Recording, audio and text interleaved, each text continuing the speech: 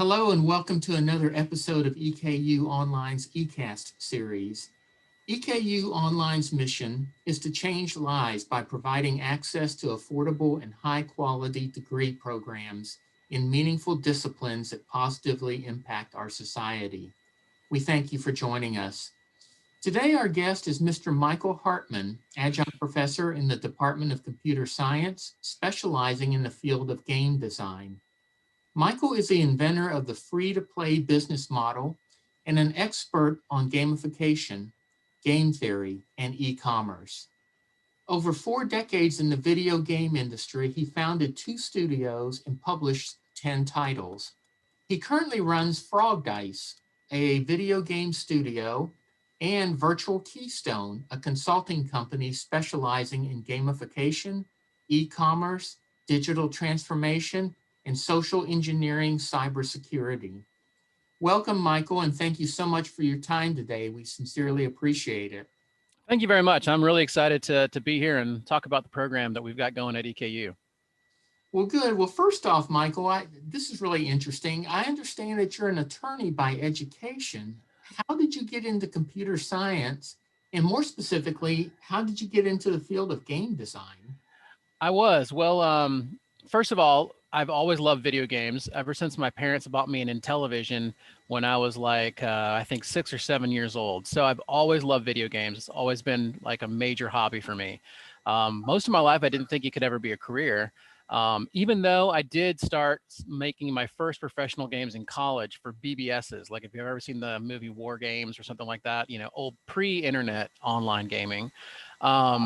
So I started a studio while I was in law school, again, just thinking it was for fun, and it started to take off. And I worked in a law firm for a few months, but I got to what I call my Fisher cut bait moment. It was either take the bar exam or sink that money into the company. And what I like to say is I decided I want to spread joy rather than misery. So I decided to make video games and end my burgeoning legal career at just a few months. I see. Very interesting. It's funny how people will land in different careers than Absolutely. And that's something, I mean, I have 2 kids, they're 18 and 14. That's why we always try to push them towards just gathering a variety of skills. You don't know what's going to happen. Like 10 years ago, there were basically no YouTubers or Twitch streamers, and now those are really vibrant careers. So, the thing you don't know, there's a lot of push these days for education to be like super career focused, and there's nothing wrong with that, but you need to make sure you do still have some of that kind of broader education, because you don't know what's going to happen. You don't know what careers are going to be out there for you, and you want to have more skills and more knowledge than just one certain thing. Yeah, I would agree with that. That makes a lot of sense. Well, Michael, if you would, tell us a little bit about the Masters in Computer Science program. What specific degree program is there, and what certificates or concentrations are offered? Well, I think it's really cool. I wish there had been stuff like this when I was in college. Maybe I wouldn't have gone into law school at all. So, if you go into the master's program, you have some core courses you take, things like that. But then you choose one thing. What I think is really cool is you eventually choose your concentration. And just double checking my notes to make sure I say them right, because I don't want to offend the other professors and say their program wrong. There's artificial intelligence and data science. There is cybersecurity and digital forensics, and there's game design. Obviously, game design is the one that I'm involved in. And each of these concentrations have 4 highly focused and targeted courses that they're all designed so that if you take those 4 courses, you really have the main toolkit you're going to need for a career in any of those fields. And you probably noticed that those are all giant fields that are exploding in the world. Every one of those, there are tons of jobs, AI, data science, that involves machine learning, which is just taking over. I mean, it's making, metrics and analytics look like nothing compared to, because it's kind of consuming those areas as well. Cybersecurity and digital forensics, obviously, the more we get online, the more that's going to become important to protecting ourselves, protecting our country, our national security. Everything is vital there. And then game design, making video games. The video game industry is a $175 billion industry right now, growing super fast. And some of those skills actually translate into other career areas as well. So you're not only learning how to make video games, you're learning about game theory, you're learning about application design, stuff like that. Principles of community management that are relevant in tons and tons of different careers. So in all of these areas, while you are learning skills that are very focused towards a career in an exploding industry, you're also learning general skills that could apply to many industries. So as far as, the value you're getting for your education, it's extremely high, and the options you're getting are numerous. So that's what I like about it. I just didn't want to, I would never have wanted to be part of a program that I didn't think was high value, as a former college student myself, of course, and as a parent. I think value is really important these days. And so that's one of the things I love about being part of this is every single day I teach, I feel like I'm really giving my students something that's really valuable and useful to them. And I'm legitimately caring for their investment of both time and money, which I think is important. It's definitely important to me. Well, excellent, excellent. So let me just make sure that I have this clear. So a student can get a master's degree in computer science with one of the areas that you mentioned, Right. and get just a certificate if they want in one of the specialized tracks. That's right. In fact, even undergrad students, now I'm going to speak specifically about the game design one because that's obviously the one I'm most familiar with, but I believe the other two work very similarly.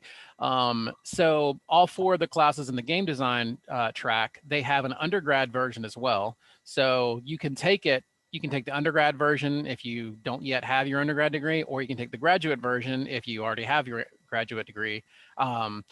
Obviously, if you take it as a grad student, it's a little harder. I'm a little more demanding. The assignments have a little bit extra requirements, and I obviously grade a little bit more stringently and have higher expectations.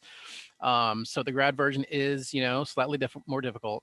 But yeah, if you're not trying to get an entire master's degree, that's not a problem.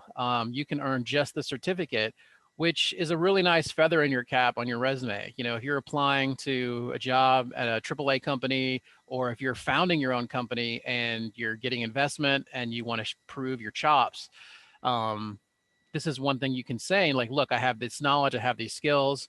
Also in that regard, all of my courses, I've designed them so that the final project in every single course, you're producing a piece of work product that you can actually use either as an attachment to your resume, or as things that you would need when you're pitching to investors or as just forming your own company.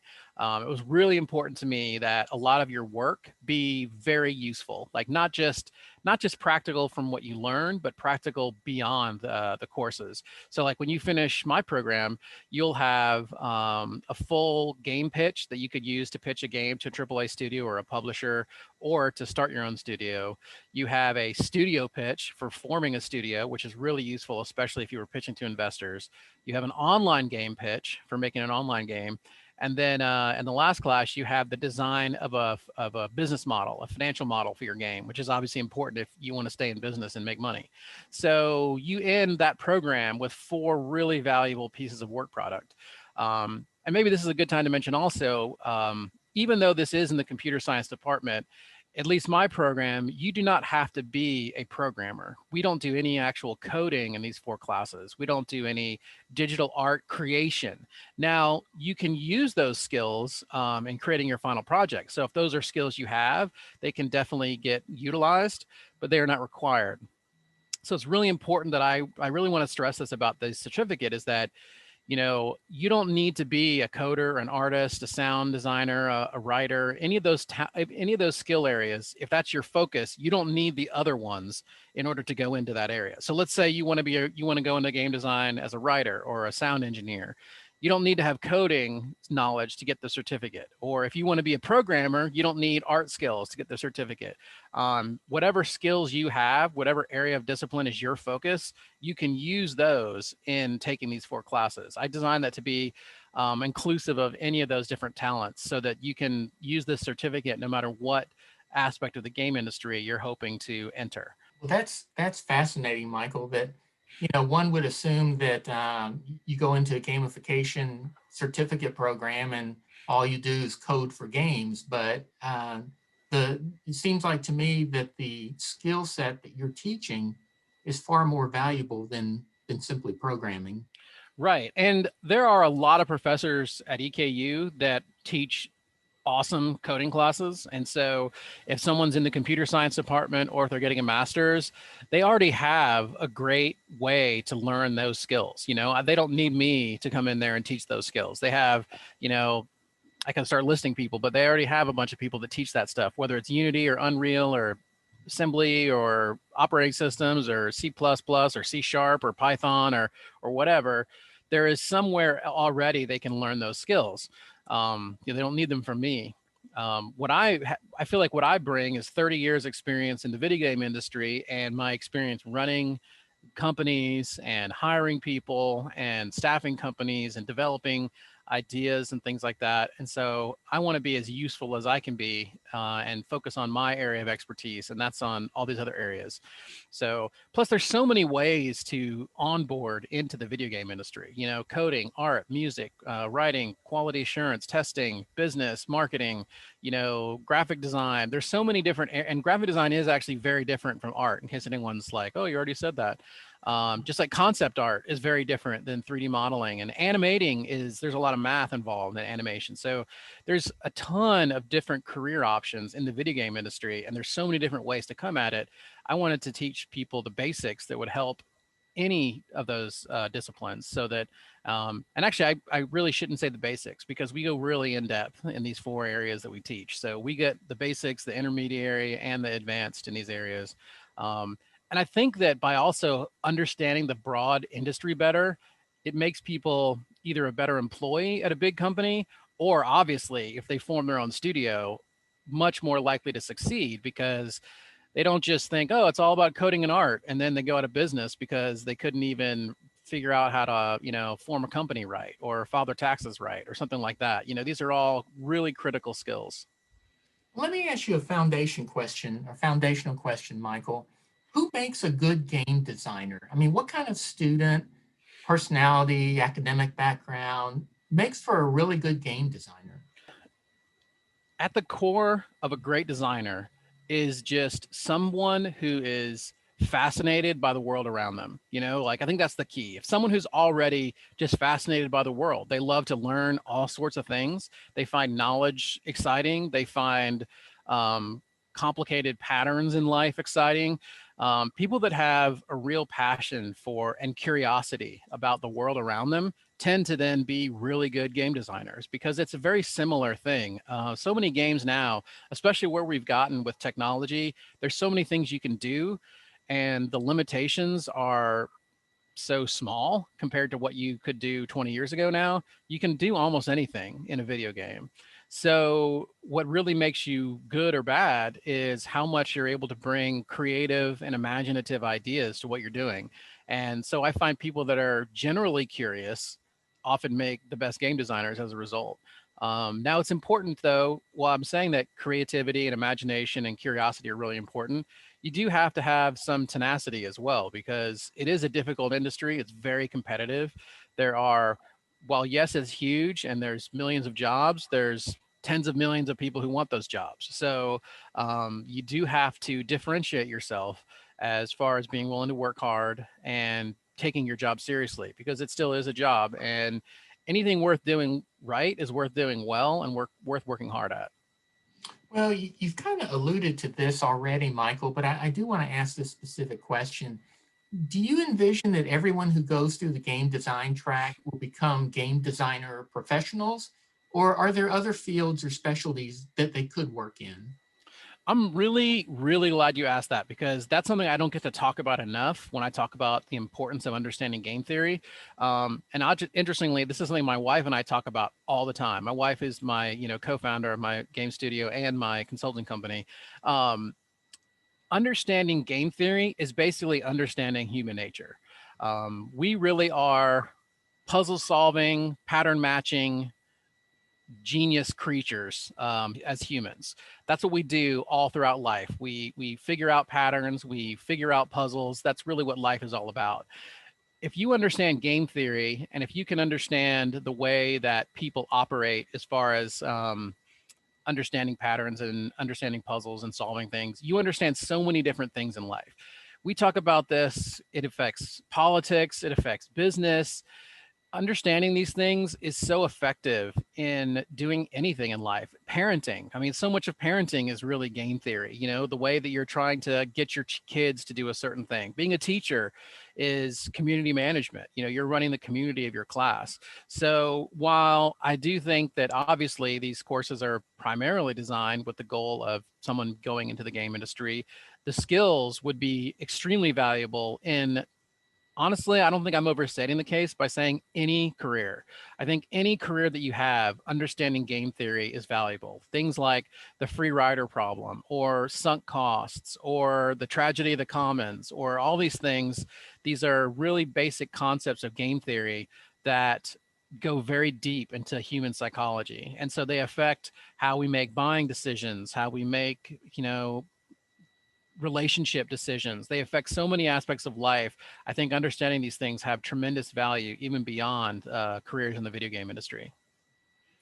This is really fascinating stuff, Michael. It's interesting when I pick a particular topic to talk about and end up being surprised by the depth of it. And so I really appreciate what you've been Cool. doing. Hopefully I'm not, my wife especially tells me I have a tendency once I get going to just talk and talk and talk. So hopefully I'm not going too crazy here for you, but obviously No. this is a topic I love. I mean, I've devoted my entire life to it. In so many different layers now, making games, teaching about games, teaching people about game theory, consulting companies about game theory. So I've approached this concept now from about every single playing games. I've approached it from just about every possible angle you can, which just goes to show how much I love it, and how many opportunities it's given me. Well, let me segue into the discipline a little bit more. I realize that you own your own game design company. Right. I mentioned that earlier. Tell our audience a little bit about how you translate those real life experiences that you have as an owner and as a game designer, in all the different facets that you do. How do you translate that into the online classroom? The first thing I would say, step one, is just how I design the class. I try to think to myself, or honestly, probably how I design my assignments. I think to myself, what is work that I want to assign to these students that will be valuable to them if they were actually in this career? I want to ask them questions that they can think about, that will be things that they would be thinking about if they worked in the game industry. Also, I want to make sure that the focus on most of my stuff is really more on thinking than writing.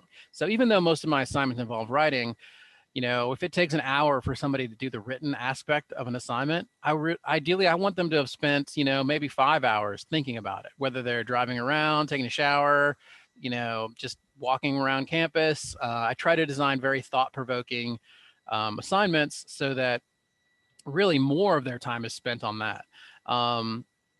So that's probably the first way that I try to translate my own experiences into the course, is making sure that the things that I've created for them to do are things that they would be facing if they were running their own studio or if they were working. So when they do, in theory, go into a career in the game industry, they will confront questions and be like, wow, that's just like, the third assignment I had in such and such course. So they will be able to think back to things that I already had them think about, and say, wow, I'm kind of glad I have a head start pondering this issue. Whether it's, just the most recent assignment we just had was in the online game design class. And it was whether I made them argue forcefully one side or the other, whether an online game should have super strict rule enforcement administration or as hands off as possible. Now, of course, everybody wanted to say middle ground. Of course, everybody wants to say, oh yeah, somewhere in the middle. But I specifically forbade them from that. I was like, no middle ground. You have to argue really strongly for either strict or hands off. And it was great because it made them really think about it much more critically than they would have otherwise. And I guarantee if they are ever in any company that makes online games, they are going to wrestle with that question. How strictly do we want to enforce our rules? Because that will not only affect the experience of all your customers, it will affect the whole community feeling. And if you're in a company, there's going to be people arguing really strongly one way or the other. So you need to be able to analyze this issue. So that's just one example, I think, that shows how I'm trying to take all of my real world experience and directly pour that into the work they're doing, the readings that they're doing, so that when they come out of this program and are in the real world, they'll be like, wow, I'm so glad I've already, spent 20 hours thinking about this concept. Very good. Now, you've hit on this a little bit already, Michael, but I want to go in depth a little bit more about it. When many of us think about gaming and playing video games, we think of the next version of Halo, or, you name the game, whatever it is. But what can you tell us about gaming's influence or impact on our culture, on our society, on the internet technologies that are out there now? What has gaming had that kind of impact on these aspects of our life, or Yeah. overthinking this? Well, no, you're not even, I mean, honestly, you're just tip of the iceberg. I mean, first of all, if it wasn't for video games, there wouldn't even be an internet. The operating system upon which the internet is built is Unix. The two people who invented Unix invented it so they could play a game called Space Travel. They were paying $300 an hour to play it on mainframes. And they were like, this is terrible. We need to do something about this. So they invented Unix that could run on, non-mainframe computers to play Space Travel. That's literally it. That's how Unix got developed. And it was Unix that was critical to the entire internet. So if you like the internet, you're welcome. Video game, it's from the video game world that you have that. And there's so many other things too. I mean, there was this, you may have heard of SETI at Home. It's a game that's like shares computer resources, but they made another one called, I think it was called Folding at Home. And there was this molecule of the AIDS virus that scientists couldn't, figure out how it had a very complex crystalline structure, and they couldn't figure out, how to unpack it. And so they distributed it through this game, and then within like a couple of weeks, gamers had completely figured out the patterns of this molecule. So there's tons of cool stuff like that. There's a really famous game called Burn Unit that they use for. There's only, I think, 3,000 burn beds in the entire country. If there was like, God forbid, a terrorist attack at a stadium or something like that, with tens of thousands of people injured, we don't have enough burn beds in the entire country to handle that. I don't want to try to create a panic here, but, and so games have been developed to help people triage that stuff. So then when it actually happens, you've already prepared for it emotionally, intellectually. There's tons of stuff like that. If anyone here has ever played the game Tetris, if you played a lot of Tetris, you'll find then you go and look at the wall and you see the blocks. It's weird. It actually has a word. It's called the Tetris effect. And what's happening is that game, it actually is writing to your short-term memory. That's what's happening there. Well, scientists and psychologists have found they can use that to help people with PTSD. So people that are suffering from severe PTSD, they literally have them. I mean, of course, they do more than just this, but they have them play a ton of Tetris, and it rewrites their short-term memory and helps them cope in the short term while they're dealing with the long-term effects. So the impact of gaming on life culture is huge. Of course, again, $175 billion industry. It's about 5 to 7 times the size of the music industry. It's triple the size of the movie industry. So the cultural impact is obviously extreme. It is already the dominant form of entertainment. It's bigger than movies, TV, music, all of that. And generations from Gen X and younger have all grown up with video games as a huge part of their life. So that's only going to continue to grow. Obviously, the power of it compared to other entertainment is that it's interactive. So, you can bring yourself into the entertainment, which you can't in movies or TV or even books. So, and in some ways, I would say it's kind of the first entertainment medium since books to actually provide a deeper level of involvement. Movies and TV are wonderful and they're visual, but most people, they always say, oh, the book was better because the book is typically a deeper experience. Well, video games are the first time you have new entertainment that's actually a deeper experience as well. So so the impact is huge. Economically, culturally, technologically. Games push the edge, the technological edge. They push computer technology to evolve, graphics cards, CPUs, everything. All that technology gets pushed by video games. That is absolutely fascinating. I know that there are large companies out there that specialize in gaming and game design. Would you differentiate between an independent game designer and someone who works for one of these large corporations, like on a team or collaborative kinds of stuff, Hmm. what would an independent designer need to do to compete and be professionally successful? I mean, how can your courses in particular, Michael, help him or her achieve that kind of success?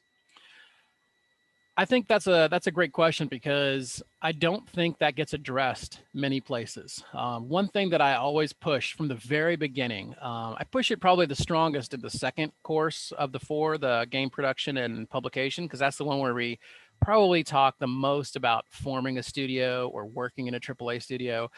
But one thing I always say is that if you're going to form your own company, you need three things: code, art, and business. And you really need them equally. Now, doesn't mean you need three people, doesn't mean you need six people. It just means whatever people you have, their skills need to handle those three tasks pretty equally. You could have an amazing coder and an amazing artist, but if you know nothing about business, you're going to fail. So you need all three of those things. So I would say a key thing that is involved in our program is that we try to make sure you understand all of the things you are going to need to either succeed on your own as an indie or to succeed in the industry working for a AAA company.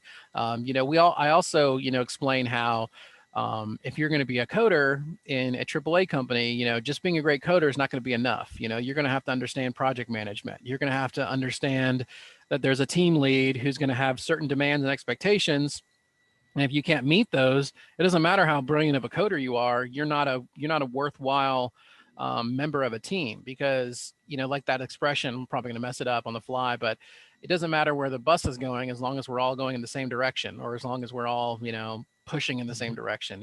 Whatever that expression is.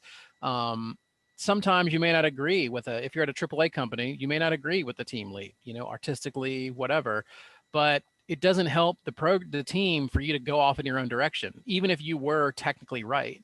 Now that doesn't mean don't stand up for yourself in team meetings, don't push your ideas. But once a decision gets made, you got to be part of the team. Now in an indie, of course, you have way more autonomy, and that's both a blessing and a curse. It means you can do what you want, which is great, but if what you want is a bad idea, well, you're doomed. so it's like I said, it is a blessing and a curse. But the small companies can succeed wildly. I mean, Among Us recently, Stardew Valley. There have been a lot of very recent huge games that have been extremely successful, made by either solo or very small teams. So it is still very possible to succeed. Honestly, the part that's rough is being in the middle. Like if you were, a double A, they call it sometimes, if you're making a game of that type, but if you don't have triple A size budgets, a typical triple A company, making a game, say like a Halo or a Call of Duty or an Assassin's Creed or something like that, you're going to have a 1,000 person team probably spread across 4 or 5 studios around the globe. You're going to have 300 to 500 coders, 300 to 500 artists, 50 people doing business, 100 testers. If you're anything less than that, you better not make a game that's competing in that space. But then on the flip side, you can be one guy making a game all by yourself, like Stardew Valley, and you can make huge money if your game is creative and innovative and interestingly enough. So there is such a wide range, and the funny thing is, those indie games might cost $20, $30 when the AAA game only costs 50 or 60. So their budget might be 1,000 times your budget, and yet their game only costs twice as much.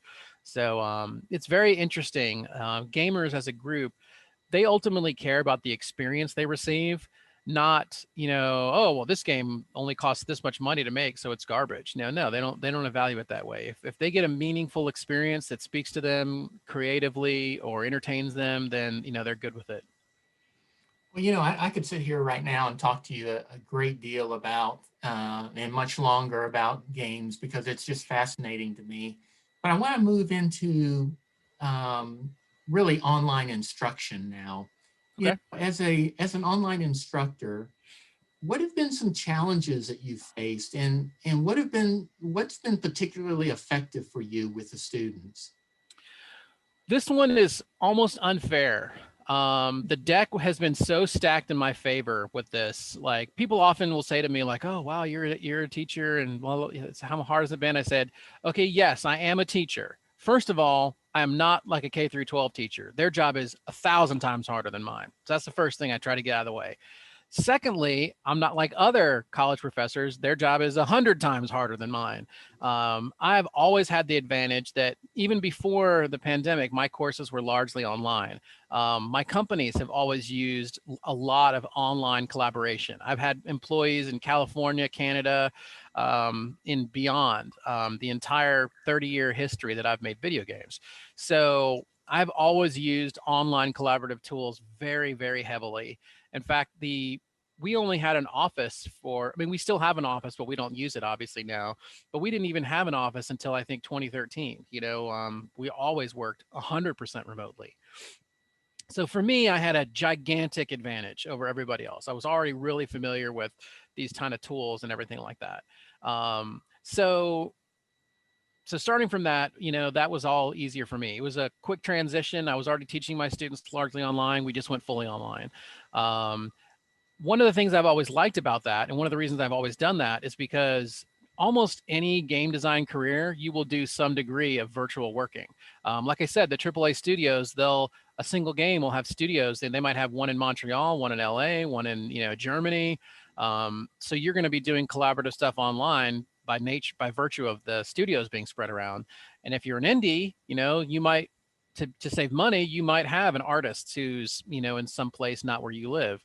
So you will almost always be using collaborative tools in the video game industry at every level, indie to AAA. So I always want them to be already familiar with that. I don't want to graduate someone and they show up at a company and they're like, what? I don't know how to share documents or builds online. Like everyone's gonna be like, what? What's your problem?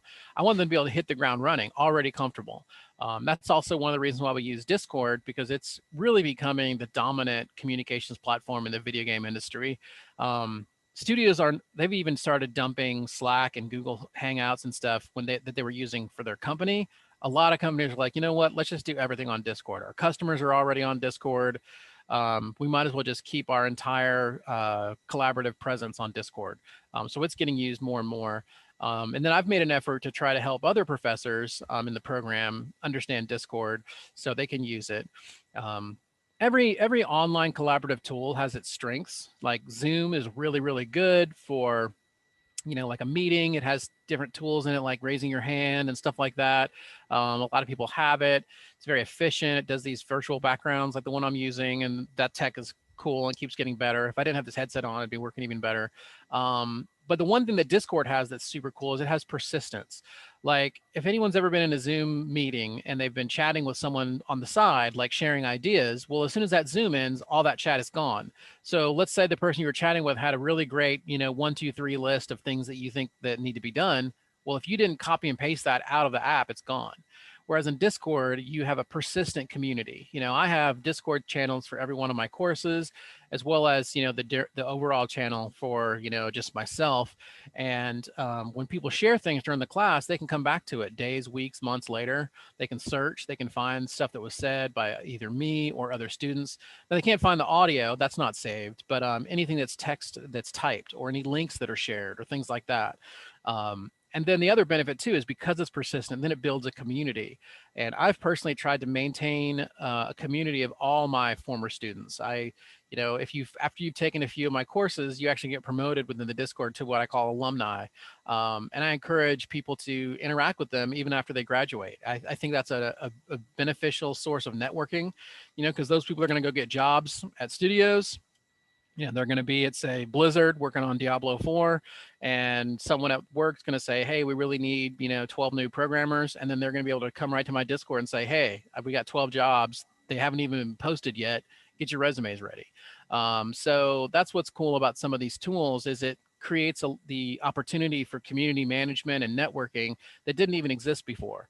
And I think that's really important. Like when I look at the whole pandemic in general, I like to say, what are we going to come out of this with that's a gain? We've lost, lots of people have lost their lives. It's horrible.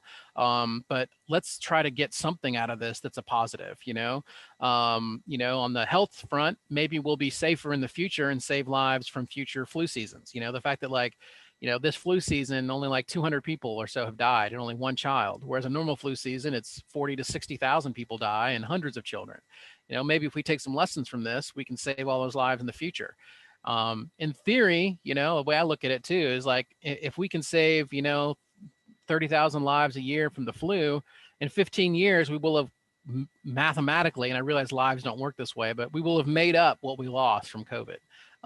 So I try to look for positives, from education. If we can keep some of these digital tools, we have options we can use in bad weather. So people don't have to drive to school and icy weather and things like that. And that can save lives also and improve education. And like I said, the community management options of Discord, if I can build a community for all my students, then I've given them more than just their education. I've given them this awesome set of networking they can use to get jobs or even just help. Like, hey, I'm the team lead for combat design on this game, and I'm having a huge problem. And if I don't figure it out, I'm going to get fired.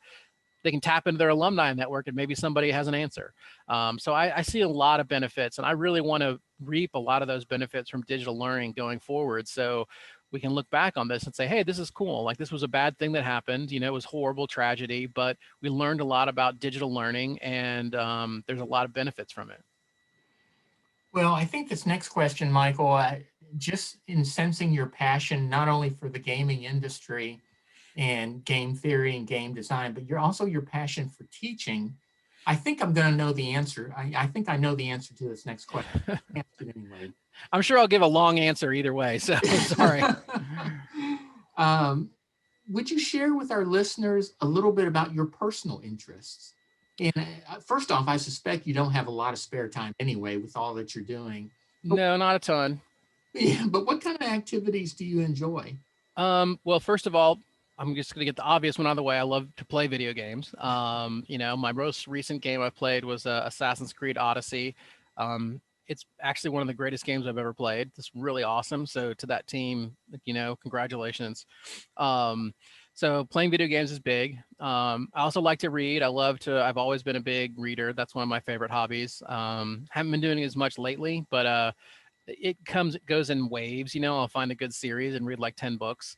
So I love to read. I went to college partly on a rowing scholarship, so I do like a lot of athletics, although a lot of my career in video games has made me more sedentary. So that's something I've been trying to fix lately. So I like to get out and go for walks. I like to, go to the gym, things like that. So I'm trying to make that a higher priority too as I get older, because it's going to be important. And then, I don't know if this is unfortunate, I do get involved in politics. I used to be very involved in that. I actually worked in the U.S. Senate for a senator and a couple of different jobs in the U.S. Senate. So I used to be super into politics, and then I kind of got disenchanted with it for a while, but then current events has made it where you really can't afford to not to not know. So I'm getting more and more interested and more active in that again. There was a time where the reason I went to law school was because my whole plan was I was going to go into politics. That was my whole my plan at one point. So I'm more involved in that. I hope I'm going to risk a controversial topic. I used to love college football. Like that was like my favorite like sports thing, but I don't know, honestly, like I'm getting a little frustrated. I think the players are not getting treated properly by the NCAA. I think that students should absolutely own their own likeness 100%. I don't like that. I think there's like almost $3 billion a year made by the Power Five. Okay, here we go. I won't dump on the EKU here. The Power Five conferences, they make about $3 billion a year off college football, and the students, they get a scholarship. That's nice. But so some of those things have made it harder for me to love college football. I think making them play this year was not great. A lot of college football players have gotten COVID and long COVID, and we don't even know what the repercussions of that are going to be. And yet, hey, whatever, the school's made the $3 billion. So I don't know. I hope I haven't been too controversial. Maybe I'm wrong. I'm not an expert on this, so I could be speaking out of ignorance. So my apologies if I've, stepped in an area where I should know better and don't. But I will say those are things that have dampened my love for college football. Maybe because I'm a teacher too. I think more about the kids than ever, maybe because now I have a daughter who's a freshman in college. Maybe I think about these things more. Maybe they matter more to me. So I know I went off on a weird kind of tangent there, but I haven't been able to shake it though. I went to University of Georgia Law School, so the Bulldogs are my team. I still care about how they do, how they perform, even though I haven't watched as much lately. And hopefully the business and practice of college football will evolve, and then I'll feel comfortable again. But I don't know. I think as I've gotten older, just in general, I think about stuff more deeply. I think game design has helped me think about that too. It makes you analyze everything to a deeper level. And I think being a good citizen means you don't do anything that you don't put some thought into. So yeah, big tangent there. Sorry about that. No, not at all. I think the whole topic of collegiate athletics is on the forefront. And I think Yeah. in the next year or two, a couple of years, that we're going to hear a lot more about it. Yeah. Especially with esports. I mean, I can't believe I forgot that. I love esports. I have another company. I don't run it for the sake of making a bunch of money or anything. Bluegrass Esports. It's an esports company that really just exists to promote esports in the region. Whether it's EKU, other colleges. There's a number of colleges in Kentucky that offer full scholarships for esports, and I think that's going to become more common. In fact, that's definitely something I am going to slowly use whatever tiny sliver of influence I have to improve esports at EKU as well. So esports in high schools are really big. Both of my daughters were on the esports teams at Lafayette High School here in Lexington, Kentucky. And they were two-time state champions recently in League of Legends. So go Generals. But we have an awesome coach. I'm going to give him a shout out here because Coach Griffith at Lafayette is a freaking awesome coach. He teaches computer science. And this is part of, like you're saying, how I love teaching. Like, part of what's made me love teaching is just being so blown away by all the people that have taught my kids. My daughters have received an incredible education in this area. A lot of people probably around the world look at Kentucky and have some negative thoughts or something like that, and they're wrong. Kentucky. I'm not a native to Kentucky. I moved here in 2004. My wife, that, however, grew up here. She's an immigrant. She came from Thailand when she was 3 years. Her story is 1,000 times more interesting than mine. She went to law school also. She's got everything cool about where she got started in the industry. Plus, everything before that is more interesting than me too. She was 3 years old when she came to the United States. She was 5 years old when they moved to Kentucky. So she's a Kentucky, native now, basically. So I didn't expect to come to Kentucky, but I really love it. It's so much more interesting and diverse than people are aware. And I'm so thankful for the education that my kids got through the whole process in Lexington, Kentucky. The cool programs they have. My younger daughter won a scholarship to EKU when she was in 5th grade for winning academic team for Kentucky. So so even EKU, even back then, already had a really positive impact on my family, which I think is super cool that they had something like that, to be giving scholarships to, kids that young winning academic competitions. That's, in my opinion, some really forward thinking. I really, really like that. So I think my love for teaching came in part just from loving what I saw that my kids got. So like I said, I knew I'd have a super long answer, and there you go. Well, we're about out of time, Michael. Again, you've been your passion for teaching, your passion for the gaming industry, it's come through loud and clear. And I know our students are fortunate to have somebody that passionate about Thank you. teaching. Thank you very much. And that really means a great deal. I think students who come to EKU and get into the master's program, computer science, and in particular the gaming part, I think are really fortunate and blessed to have you there. I feel really fortunate to be in this program and have the students I have. I mean, a real brief thing. I promise not to have one of my 10-minute tirades, but I volunteered in the Game Institute for 5 or 6 years before I was a teacher, just as like a, an industry person helping. And I really fell in love with the program like that. That's how I was like, man, this program is cool. I love what they're doing. I love helping. My wife helped too. And the students were so passionate about games themselves.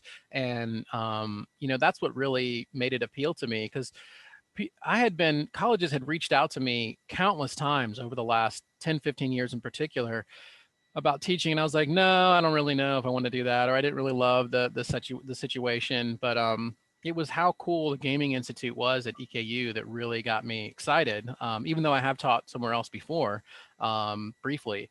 So yeah, so the program, the teachers, I mean, Dr. Wong is so invested.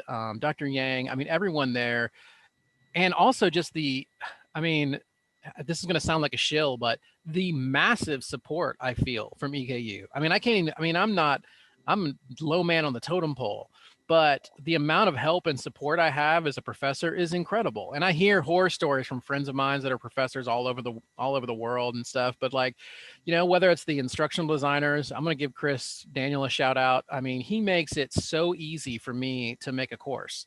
I just design what my content's going to be and put it in some Google Docs and send it to Chris, and bam, it's a whole course. I mean, it's amazing what he does. And the support from EKU, whether it's the fact that the library will make web pages for you, or you know, or you helping and everyone in the eCampus department fielding questions from students who are thinking about going there. Like I said, everyone in the computer science department. I mean, even you know, last year I had back surgery, and like the extra steps they did to make sure I had like a laptop that was connected to the university. And I mean, just, and like I said, I am low man on the totem pole. You know, it's not like I've been here for 20 years and I have tenure. And so, okay, begrudgingly people help me. No, like from the very first day I was teaching, and Ginger, I got to give Ginger a shout out, you know, she's like the, you know, the soul of the computer science department. The amount, and even outside, you know, outside of the computer science department itself, you know, like I said, the IT and the College of Science in general. I know, again, this sounds like I'm shilling, but I just can't believe how much support and help I have. You know, it means that I literally just focus on how can I teach valuable things to these kids, like all the ancillary stuff that you read about teachers struggling with and stuff like that. I don't struggle. I don't have any of those struggles. It really is, it blows me away how much help and support I have, which makes it so easy to just focus on doing the best I can for this. And it makes me extra want to really do well for them, because it's like, look, Michael, you've got no excuse. Like you better do a killer job. The kids are paying a lot of money, you know, everywhere, even though EKU is super high value compared to, you know, a lot of other options. They're still investing money. They're investing their time. They're investing 4 years of their life potentially, or in my program, at least a year to take the 4 courses, you know, and all these people are pouring so much resources into me to help me. Like, I better do a killer job, or else I've let so many people down. So Well, yeah. EKU is just a very, very special place, and I've come to appreciate it the time that I've been here.